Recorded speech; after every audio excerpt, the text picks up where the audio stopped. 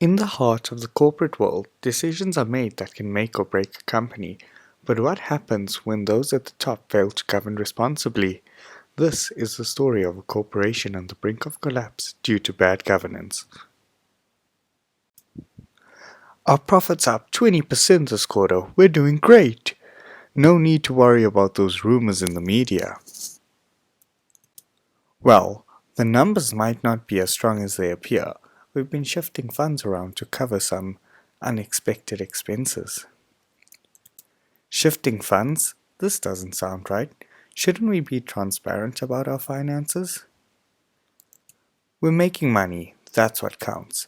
Let's not rock the boat with unnecessary disclosures. Exactly. We need to keep our investors happy, and as long as the stock price is up, who's going to complain? But what about the long-term risk? If we get caught, we won't get caught. Our auditor knows how to keep things looking clean, right? Leave it to me. I'll make sure the books pass any inspection. Inside the company, some employees are starting to notice the cracks in the facade. But when loyalty is tested against ethics, the path forward isn't always clear. Excuse me, sir.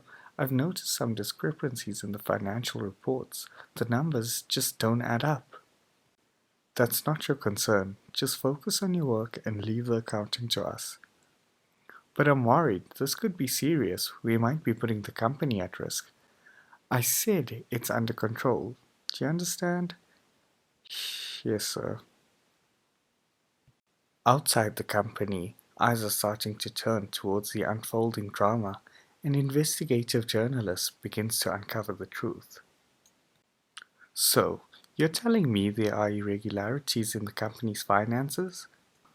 Yes, and it's worse than that. They're hiding losses and inflating profits. I've seen the documents. This could be huge. We need proof. Are you willing to provide documents? I'm scared. What if they find out it's me? Don't worry, I'll protect your identity, but this story needs to come out. People deserve to know the truth. The truth has a way of coming out, no matter how deeply it's buried. When the scandal breaks, the fallout is inevitable. How could you let this happen? We trusted you. This is a disaster. Our stock is plummeting and the public is outraged.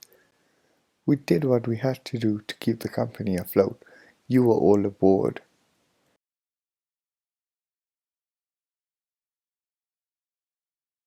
This isn't about appearances.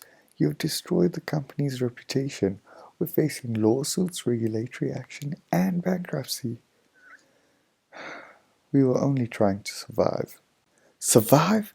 You've sunk us all. This is the end.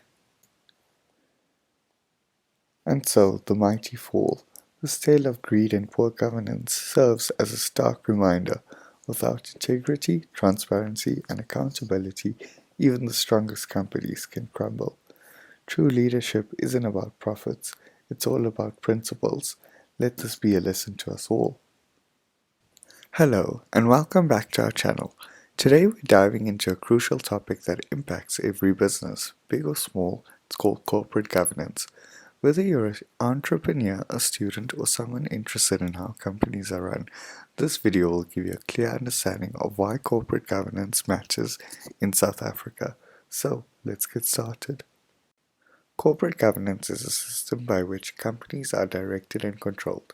It's all about processes, policies, and practices that ensure a company operates ethically, transparently, and in the best interests of all its stakeholders. Think of it as a framework that helps companies balance their economic and social goals while ensuring accountability. But how does this work in practice? Let's break down the key components of corporate governance. Corporate governance has several essential components. This video will focus mainly on the board of directors, executive management, and stakeholder engagement. The board of directors is at the heart of corporate governance.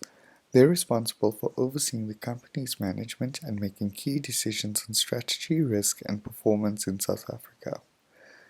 The King Code report on corporate governance emphasizes the importance of having a diverse and independent board. For example, companies like Nedbank and Sasol have implemented strong governance practices by ensuring their boards to include a mix of independent directors and diverse members to provide a range of perspectives and expertise. Executive management, which is usually led by the CEO, is responsible for the company's day-to-day operations. They implement the board's strategic direction and manage the business's resources and operations. As you can see, here are the roles of executive management, which are identical to the corporate components of corporate governance, which was not done by mistake, as it is their responsibility to ensure the director's aims are being executed in the workplace. In South Africa, leaders like Phuthi Mahanyele Dabengwa of Naspers exemplify strong executive leadership, driving the companies toward growth while adhering to robust governance standards, which was inspired by the global executive Bob van Dijk of Naspers, who quite literally leads by example. Stakeholder engagement involves actively in communicating and collaborating with all parties that have an interest in the company. This includes shareholders, employees, customers, suppliers, and the broader community. South African companies like Woolworths excel in this area. They engage with stakeholders through initiatives like their sustainability programs and community outreach efforts, ensuring they operate responsibly and inclusively. So, why is corporate governance so important? Well, strong governance leads to better decision making and improved performance while enhancing trust and reputation on a broad scale. It helps companies avoid scandals and failures, ensuring long term success and sustainability. Take Discovery and MTN Group as examples. Their commitment to robust governance practices has contributed to their growth and resilience, even in challenging times. An example of poor corporate governance can be seen in Marcus Jooste, the former CEO of Steinhoff International, previously a top 10 company on the JSE.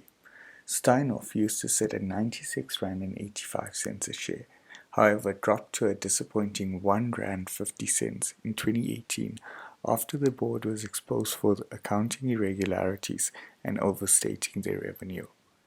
This display of poor governance not only impacted the board, but also left dedicated employees jobless, which increased the unemployment rate. If Steinhoff Incorporated could have just been transparent, they wouldn't risk doing any harm to their reputation because it would have been public. However, their privacy is what publicly humiliated them. Corporate governance ensures that a company's PR is up to par and entrusted by the public. It also links to ethics and professionalism because it shapes entrepreneurs of all brackets to be honest in dealings and can promote a healthier workspace on a macro scale. Whether you're running a small business or investing in one, understanding these principles can help ensure success and sustainability. If you found this video helpful, give it a thumbs up, subscribe to our channel for more insights, and leave a comment below if you have any questions or topics you'd like us to cover next. Thanks for watching and see you next time.